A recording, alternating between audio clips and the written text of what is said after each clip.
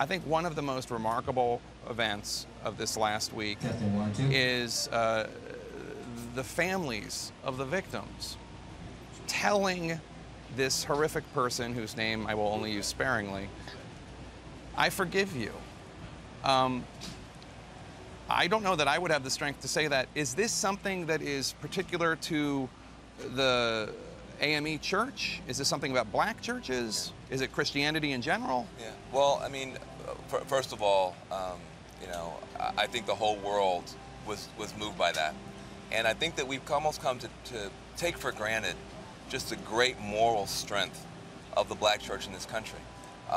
First of all, let's be very, very clear. Both ends of the political spectrum have to be challenged by what you're going to see today.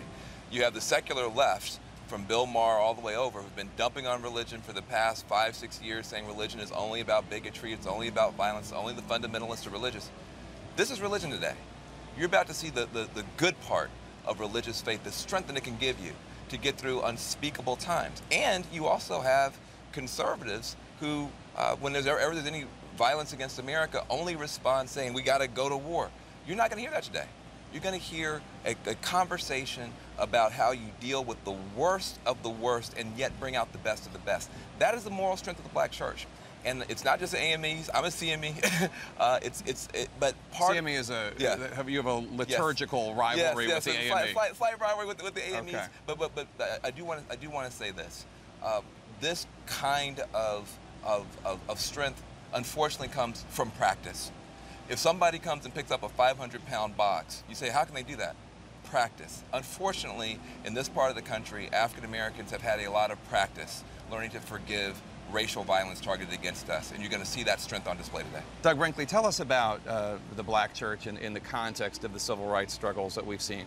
Well, you know, the AME Church is considered the Freedom Church. People like Harriet Tubman and Frederick Douglass, Rosa Parks were all part of the AME Church. Because Dr. King ran the Southern Christian Leadership Conference and was a Baptist, people often think that the civil rights movement was only about the Baptist church, but as we just were mentioning, other churches were part of that. This particular church has just done such an extraordinary history. They've dealt with tragedy from every kind over decades. So what you're seeing here is a community and a church healing the country. I am so proud of the people of Charleston, and I wandered around here last night. I found that wooden cross, which is the real symbol of the day, not the Confederate flag. Yeah. And people laying flowers down and praying and holding and singing spirituals. And I felt very uplifted. And when I arrived here in Charleston, I was depressed.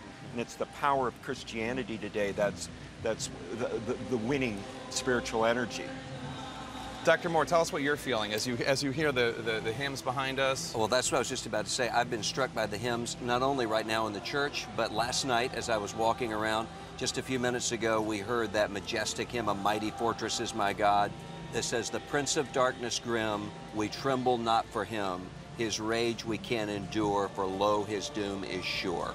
And I think that's the power that we saw in the forgiveness that was given by these families. It's not that they are saying that what happened is okay, and it's not that they're saying there shouldn't be justice. They're saying we're not going to be enslaved by hatred.